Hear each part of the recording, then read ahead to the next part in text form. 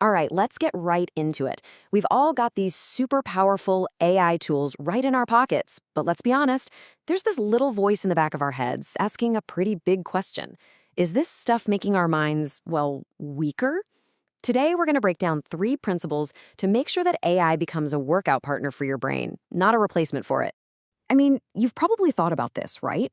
Some studies are starting to suggest that when we use AI for things like writing or research, our brains just aren't as engaged. We're letting the machine do the heavy lifting. But is this leading to some kind of long-term cognitive decay? Is this the beginning of what people are calling brain rot? Well, before we all start panicking about our AI-powered future, it turns out this fear that new technology is going to make us dumber is not new at all. In fact, to understand what's happening now, we need to rewind the clock about 2,500 years. Yup, that's right. This brings us to what we can call the Socratic Trap. It's this idea that shows how the ancient Greeks were actually dealing with a very, very similar kind of technological anxiety. The parallel here is just wow. Socrates himself was a huge skeptic of writing, which was the hot new tech back in his day. He literally argued that books would make people mentally lazy. I mean, why bother memorizing anything if you can just look it up? He believed we need that struggle, that friction of having to remember and think for ourselves to keep our minds sharp. Does that sound familiar? It's the exact same argument people are making about AI today. So the source for this whole explainer, David Shapiro, had this moment where he realized, oh no, I've fallen into this exact trap.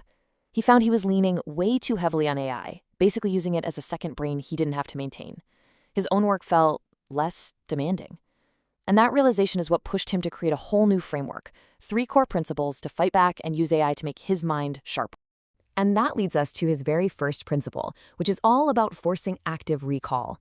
This is a strategy for turning that passive, lazy reliance on AI into a full-on active workout for your brain.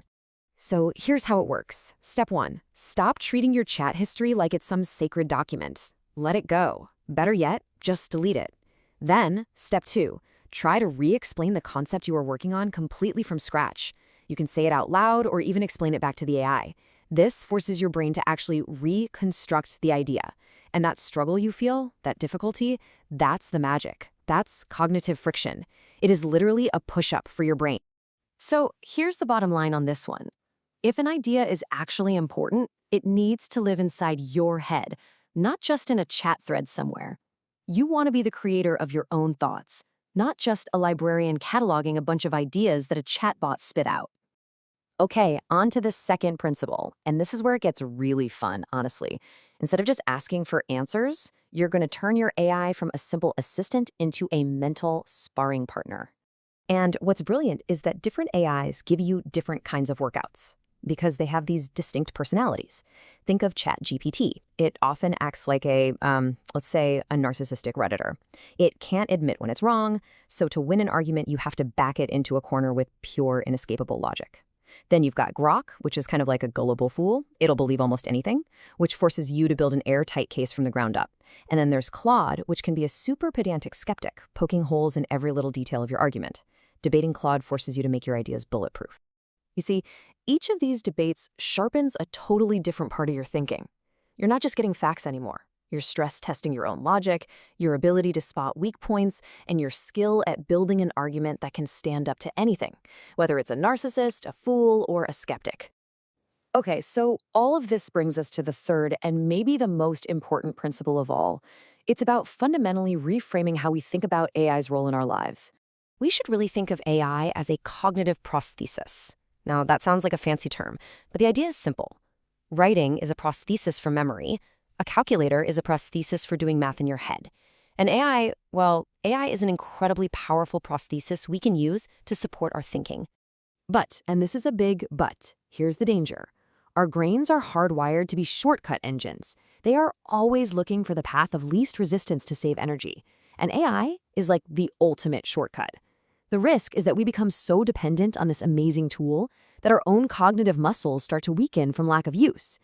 Use it or lose it. So the big takeaway here is to be mindful. Use the AI like a power tool when you need it, but don't forget how to use a screwdriver. Every now and then, practice thinking through a problem the old school way. And remember, just the act of clearly articulating what you want from the AI, that in and of itself is a powerful mental exercise. So in the end, it really all comes down to a conscious choice. This tech isn't automatically good or bad for our brains. It's all about how we decide to use it. So I want you to take a look at your own habits and really ask yourself, are you using AI as a workout partner to push yourself and get mentally stronger? Or is it slowly becoming a crutch you can't think without? The choice is yours. The workout is yours.